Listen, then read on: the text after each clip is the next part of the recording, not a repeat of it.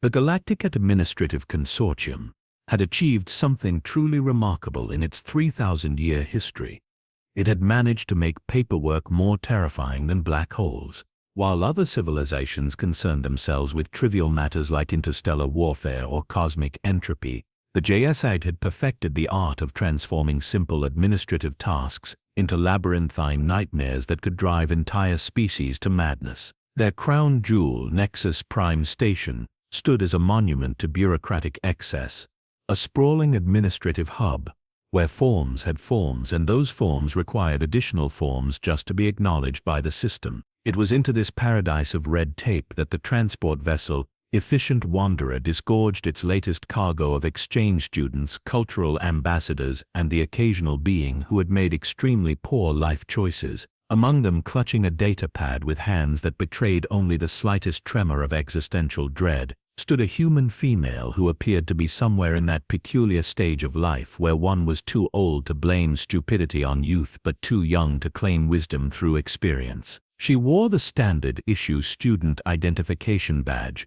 a small chrome rectangle that proclaimed her status in 17 different galactic languages, most of which roughly translated to temporary inconvenience. Her paperwork, filed in triplicate and authenticated by no fewer than 6 different bureaucratic entities, clearly stated her purpose: cultural exchange student, duration, 1 semester, objective, observe and learn administrative procedure. What the paperwork failed to mention, because bureaucracy, like entropy, tends toward maximum disorder, was that somewhere in the vast digital bowels of the JS Central Processing Network, a single bit had flipped, one tiny electronic hiccup in a system that processed quadrillions of transactions per nanosecond. The kind of error that under normal circumstances might cause a food replicator to produce nutritional paste instead of actual food, or redirect someone's vacation request to the Department of Interstellar Mining Rights. This particular bit flip, however, had occurred in a rather more consequential location. The student stepped through the arrivals checkpoint, where a Vorthak immigration officer, a being whose evolutionary ancestors had clearly never encountered the concept of customer service, scanned her identification with the enthusiasm of someone performing root canal surgery on themselves. Purpose of visit? The Vorthak inquired, its translator producing words with all the warmth of a dying star. Educational exchange, the human replied, offering her data pad with what she hoped was an appropriately respectful demeanor. I'm here to observe your administrative procedure. The Vorthak's compound eyes, each the size of a dinner plate, focused on the scanning results. Several seconds passed, then several more. The being's auxiliary breathing apparatus began making a sound that could charitably be described as mechanical distress. There appears to the Vorthak began, then stopped, consulting its display again. According to our records you are. The pause stretched into uncomfortable territory. Behind the human, a queue of increasingly impatient beings began to form, a colorful assortment of species that represented the diversity of galactic civilization, united in their shared desire to get through immigration and find the nearest recreational facility. Is there a problem? The human asked, because apparently her survival instincts had taken the day off. The Vorthak's translator crackled with what might have been electronic panic. According to the Central Processing Network, you are Station Commander Designate, Priority Level Alpha, Security Clearance, Omega Prime, authorized for all administrative functions. The human blinked.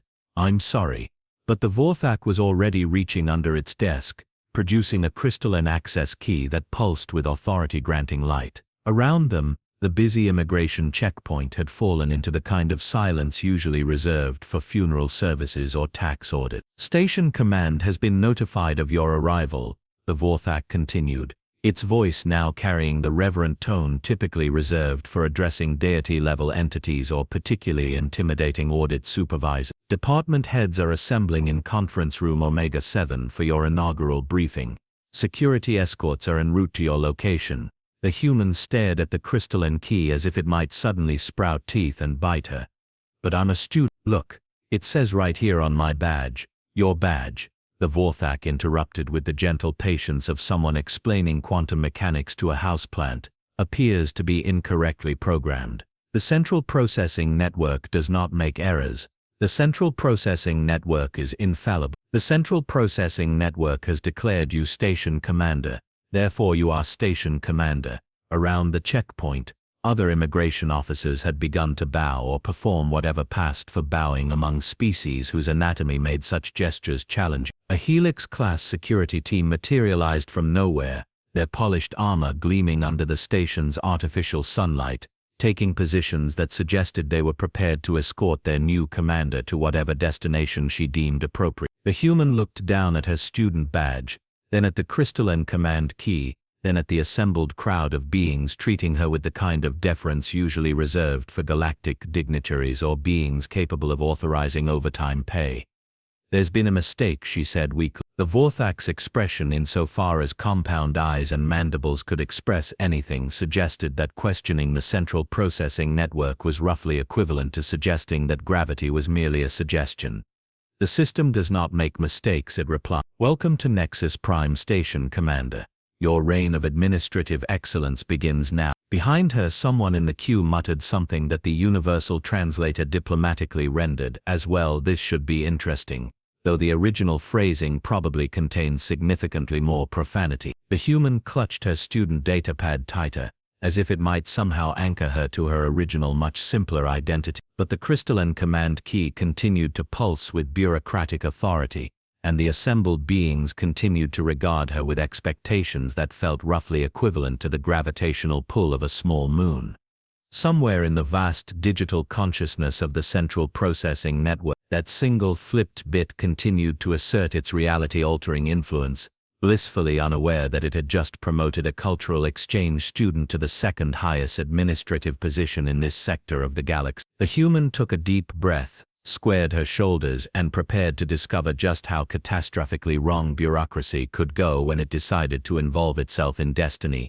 After all, what was the worst that could happen? Conference Room Omega 7 had been designed by someone who clearly believed that intimidation was best achieved through interior decorate. The chamber stretched upward into shadows that seemed to mock the very concept of adequate lighting, while holographic displays flickered along the walls like digital campfires attempting to ward off the overwhelming sense of bureaucratic doom. At the room's center sat a table carved from a single piece of Andromedan crystal, surrounded by chairs that had been engineered to make their occupants feel simultaneously important and deeply uncomfortable. Around this monument to administrative excess stood the department heads of Nexus Prime Station, a collection of beings who had devoted their lives to the noble pursuit of making simple tasks impossibly complex. They waited with the patient tension of predators who had suddenly discovered their prey was now technically their boss. The human entered the room still clutching her student datapad like a security blanket,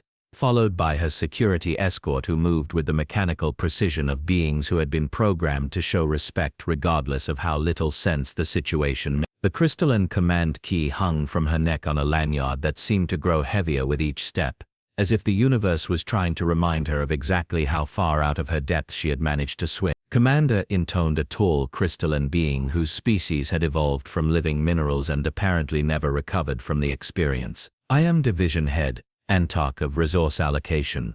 We have been eagerly awaiting your leadership direct." The word eagerly emerged from the universal translator with roughly the same enthusiasm typically reserved for announcing plague outbreaks. "Right," the human said, settling into the chair that had somehow been designated as hers, a throne-like monstrosity that made sitting feel like an act of cosmic presumption.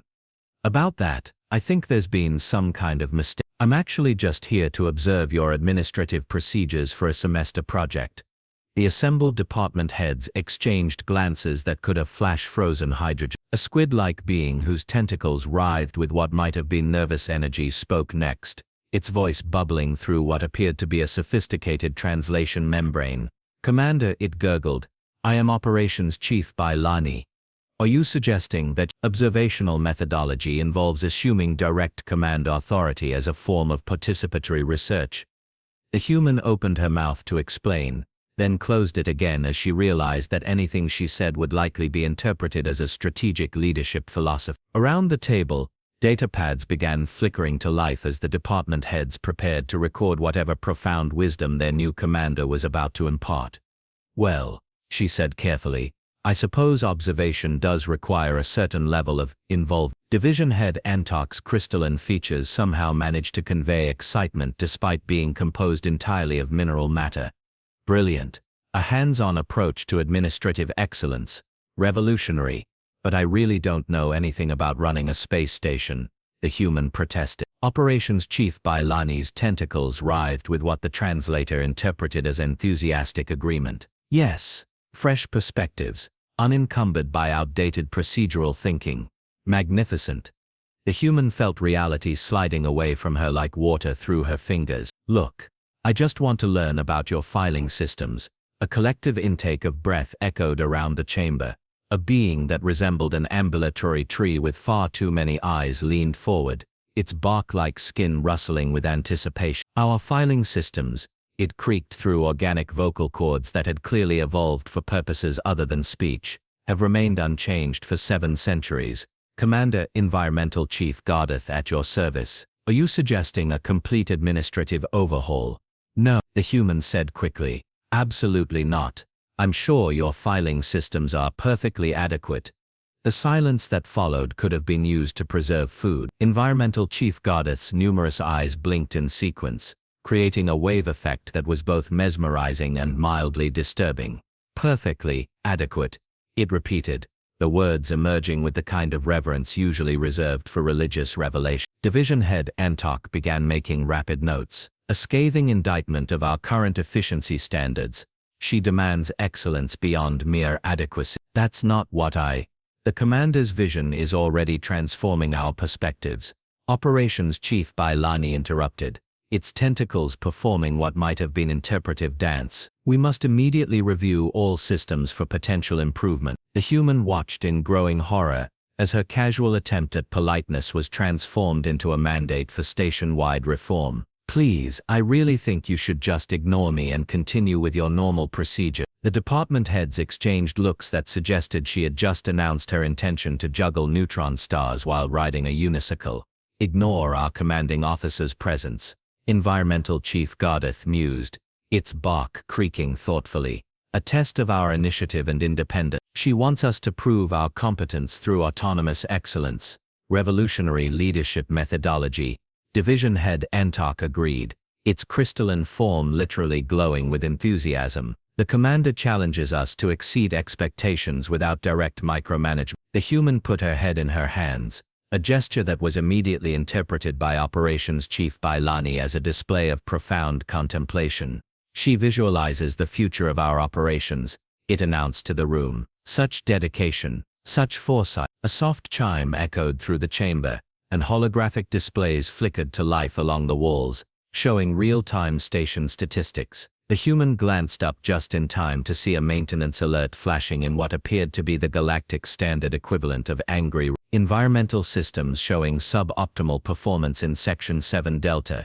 Environmental Chief Gardath reported, its numerous eyes focusing on the display with practiced efficiency. Standard protocol requires a 14-day impact assessment followed by resource allocation review and implementation timeline approval. The human, who had grown up in a civilization where broken things were generally fixed rather than studied to death, felt her common sense engage before her better judgment could intervene.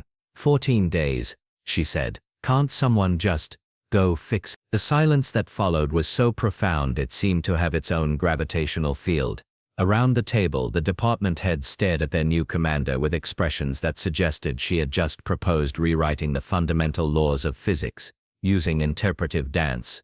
Just fix. Division Head Antok repeated slowly, as if the words were in a language it had never encountered before. You know, the human continued, digging herself deeper into the administrative grave she was apparently excavating. Send a maintenance team, figure out what's wrong, repair it. Shouldn't take more than a few hours, right? Operations Chief Bailani's tentacles had gone completely still, a phenomenon that occurred only during moments of extraordinary shock or when the being was experiencing system overload. She wants immediate action, it whispered. No impact assessments, no resource allocation reviews, no implementation timelines, just direct problem resolution. Environmental Chief Gardath's bark had begun making small creaking sounds that the translator couldn't quite process. It's so simple, So efficient, so completely contrary to everything we've been trained to do. The human shrugged, a gesture that was immediately recorded by 17 different monitoring systems as a significant leadership communication. Sometimes the simplest approach works best, and with those words she had unknowingly triggered the first administrative revolution in Nexus Prime Station's 3,000-year history. The department heads began exchanging rapid communications through their various technological interfaces, their excitement building like pressure in an overloaded containment system. Around the chamber, holographic displays began updating with new priority classifications, resource allocations and efficiency projections that painted a picture of administrative transformation so radical it bordered on the theological. The human watched this unfold with the growing certainty that she had somehow managed to break bureaucracy itself, and the even more disturbing realization that everyone seemed to think this was a good thing. Outside the conference room, maintenance teams were already mobilizing towards Section 7 Delta, with a speed that defied 7 centuries of established protocol. While deep in the station's digital consciousness, the central processing network continued to insist that their student was definitely absolute and completely in charge. Word of the immediate action protocol spread through Nexus Prime Station with the kind of velocity typically associated with gossip wildfire or particularly virulent computer viruses. Within 3 hours, maintenance requests that had been moldering in bureaucratic purgatory for decades were being resolved with an efficiency that bordered on the supernatural. Environmental Chief Gardath reported a 3,000% increase in productivity, though it admitted this statistic was somewhat misleading, since the previous baseline had been effectively zero. The human found herself trapped in what could only be described as a feedback loop of accidental competence. Every attempt to downplay her authority was interpreted as humility, a leadership quality so rare among galactic administrators that it was generally considered mythological. Every suggestion that maybe she didn't know what she was doing was received as proof of her wisdom in acknowledging the complexity of administrative challenges. It was, she reflected while sitting in what had apparently become her office, like being caught in a bureaucratic tornado that insisted on organizing everything it touched. The office itself defied several laws of interior design and possibly physics. Someone had clearly decided that authority was best expressed through furniture that could double as medieval torture devices, lighting that seemed designed to induce existential dread, and wall decorations that appeared to be either abstract art or diagnostic charts for beings with far too many internal organs. A soft chime announced the arrival of her next consultation, a phenomenon that had apparently replaced the previous system of department heads making decisions. Instead involved them asking her opinion about everything from waste reclamation protocols to the optimal temperature for storing crystalline data matrices. Division Head Antuk materialized in the doorway, its crystalline form refracting the office's inadequate lighting into patterns that hurt to look at directly. "Commander, we require your guidance on the Peterson-Vark resource distribution paradox." The human looked up from her student data pad, where she had been trying to write notes about her cultural observation experience and failing to find words that adequately described her current situation. "I'm sorry. A theoretical administrative challenge that has puzzled our greatest minds for 4 centuries, Antuk explained with the reverence of someone discussing sacred texts. 2 departments require the same resources, but allocating to either would create inefficiencies in 17 other systems. Traditional protocol demands a committee review lasting minimum 6 months. The human stared at the crystalline being, then at her datapad where she had written Day 1 everything is terrible in increasingly desperate handwriting. She thought about the Peterson-Vark resource distribution paradox, which sounded like the kind of thing that would have a perfectly simple solution if everyone wasn't so committed to making it complicated. Which departments need the resources? Antuk consulted its internal databanks with visible excitement. Environmental processing and communications array maintenance. And what happens if environmental processing doesn't get them?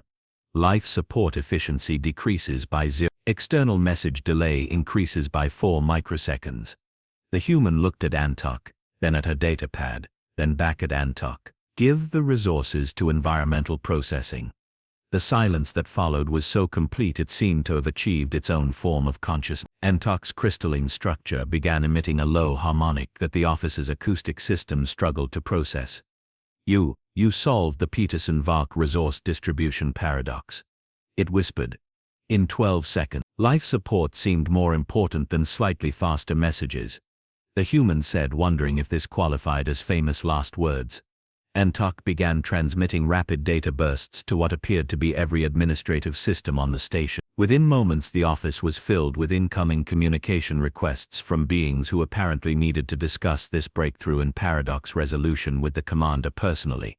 "Please," the human said desperately. "Can everyone just make decisions without asking me? I'm sure you all know your jobs better than I do." "Delegation protocols," Operations Chief Bailani announced, appearing in the doorway with tentacles writhing in what appeared to be bureaucratic ecstasy. "She trusts our expertise." Revolution. Environmental Chief Gardath's bark-covered form materialized behind Bailani, its numerous eyes blinking in patterns that suggested extreme excitement. "Commander, your faith in our capabilities has inspired unprecedented efficiency gains. Productivity is up 400% across all departments." That's good?" the human ventured, unsure whether this was the kind of news that warranted celebration or emergency evacuation. "Good?" Environmental Chief Gardath's organic vocal cords creaked with what might have been laughter. "Commander, we've resolved more administrative challenges today than in the previous standard year.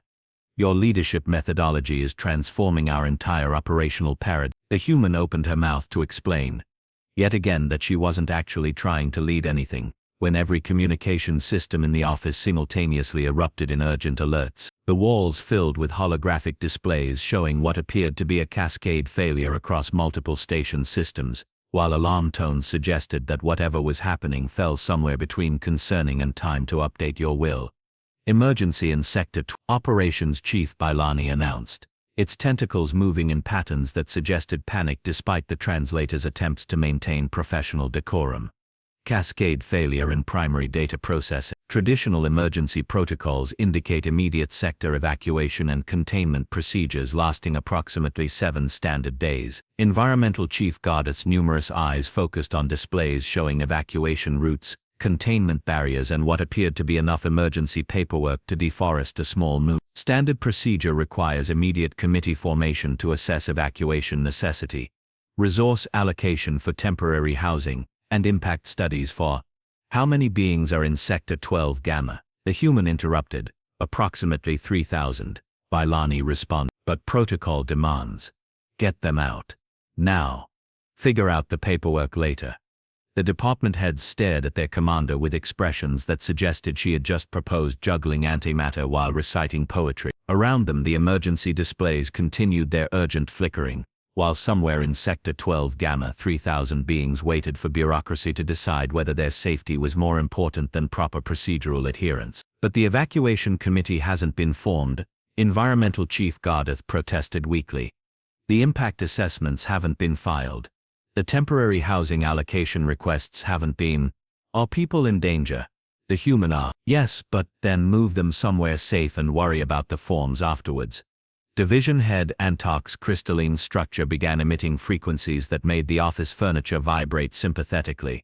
"Immediate action protocols for emergency situations, no committee oversight, no impact assessments. Just direct preservation of organic assets. It's so simple."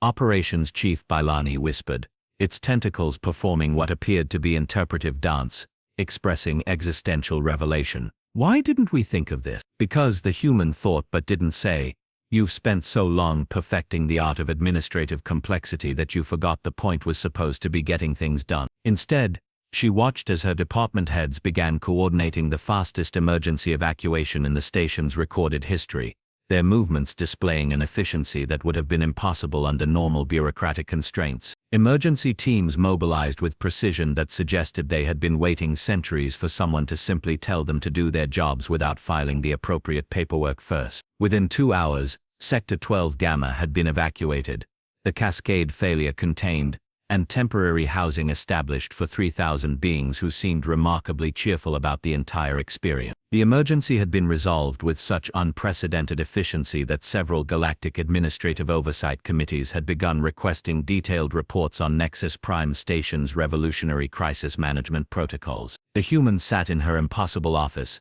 watching status reports that painted a picture of administrative transformation so radical it probably violated several galactic treaties on proper bureaucratic procedure. Her student datapad lay forgotten on the desk, its original purpose lost somewhere beneath the growing certainty that she had accidentally become exactly what everyone insisted she was. Outside her office, Nexus Prime Station hummed with activity that bore no resemblance to the bureaucratic paralysis that had characterized its previous 3,000 years of operation. And deep in the central processing network, that single flipped bit continued to insist on its version of reality, blissfully unaware that it had managed to cure an entire civilization of its addiction to administrative inefficiency. The human looked at her command key, then at the reports showing unprecedented productivity gains, then at the emergency resolution statistics that suggested she might have accidentally saved more lives in one day than the previous 100 station commanders combined. "Well," she said to the empty office, "at least I'm learning a lot about administrative procedures."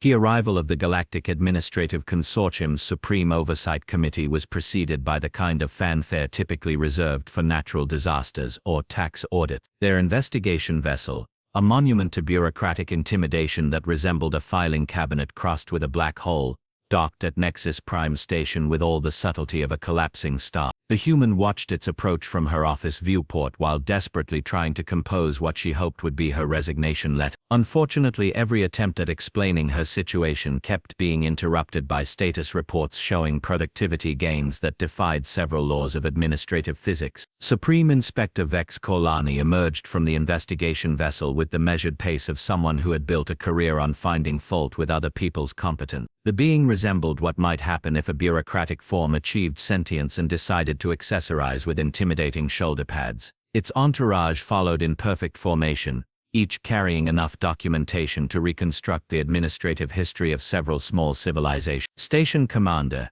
Vex Korlani announced upon entering the office, its voice carrying the authority of someone accustomed to making entire departments quiver with fear. "I am here to investigate reports of unauthorized procedural innovations and efficiency improvements that violate established galactic administrative protocols." The human looked up from her datapad, where she had been writing increasingly desperate variations of "I'm just a student, please let me go home." Behind the Supreme Inspector, the department heads had assembled with expressions that suggested they were prepared to defend their commander against all bureaucratic oversight, up to and including armed rebellion.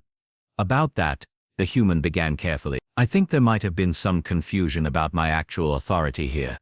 Vex Korlani consulted a crystalline data matrix that pulsed with official importance. "According to our investigation, this station has achieved efficiency ratings that exceed galactic administrative norms by approximately 3. Such performance improvements require immediate review and potential suppression to maintain bureaucratic stability across the sector." Division Head Antark stepped forward, its crystalline form radiating protective loyalty. "Supreme Inspector, our commander has revolutionized administrative excellence through innovative leadership methodologies that silence Vex Korlani command. Innovation is the enemy of proper procedure.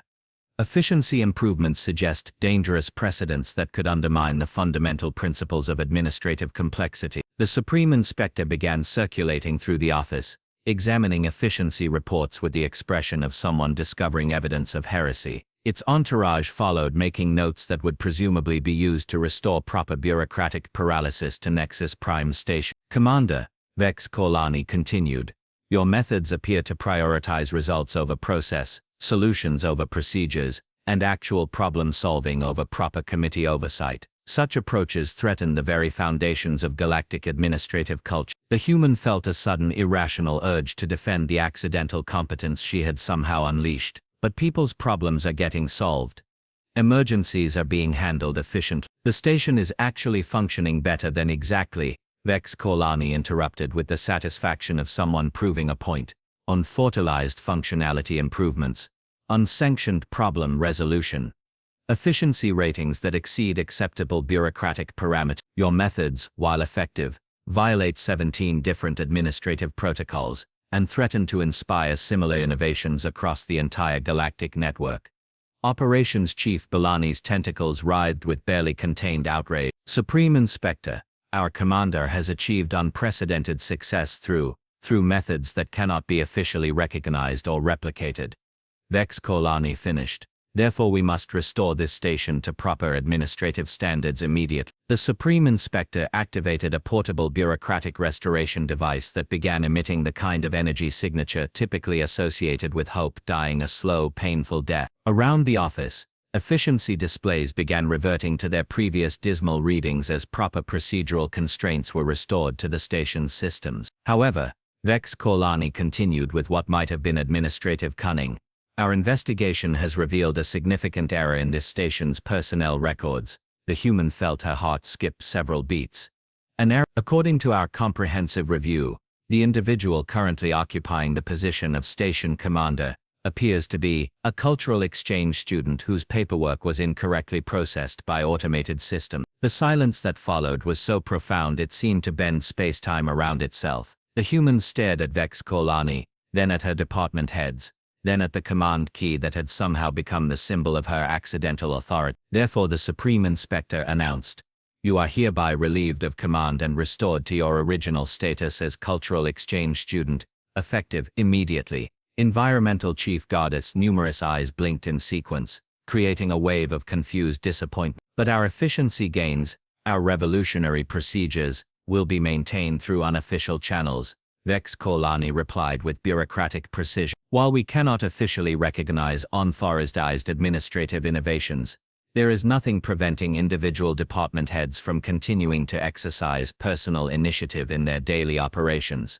The human removed her command key with hands that trembled slightly with relief. Around the office, her former department heads exchanged glances that suggested they had just received permission to continue their revolution while pretending to follow traditional protocols. "Your cultural exchange experience," Vex Kaulani continued, addressing the human directly, "will be documented as successfully observed administrative procedures through participatory research methodology. Your academic supervisors will be informed that you have completed an unusually thorough study of galactic bureaucratic systems." As the Supreme Oversight Committee departed with their documentation and bureaucratic restoration equipment, the human found herself once again holding a student identification badge that proclaimed her status in 17 different languages. Her department heads began filing out of the office, each offering respectful farewells to their former commander, while exchanging meaningful looks that suggested certain administrative innovations would continue to flourish under cover of traditional procedure. Division Head Antok paused at the doorway,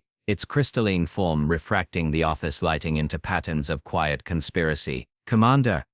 Student, thank you for teaching us that sometimes the most revolutionary act is simply doing what makes sense." Hours later, as the human packed her few belongings and prepared to return to normal academic life, she could hear the sounds of Nexus Prime Station operating with an efficiency that officially didn't exist. Maintenance requests were being resolved in hours instead of months. Emergency procedures prioritized safety over paperwork, and resource allocation followed logic rather than ceremony. The central processing network had been corrected, its wayward bit restored to proper alignment. But somewhere in the vast digital consciousness that governed galactic administration, new patterns had taken root. Patterns that suggested bureaucracy might occasionally pause its eternal dance of complexity long enough to remember its original purpose. And the human cultural exchange student once again smiled as she realized she had learned exactly what she came to study: how administrative systems actually worked when someone forgot they were supposed to be impossible.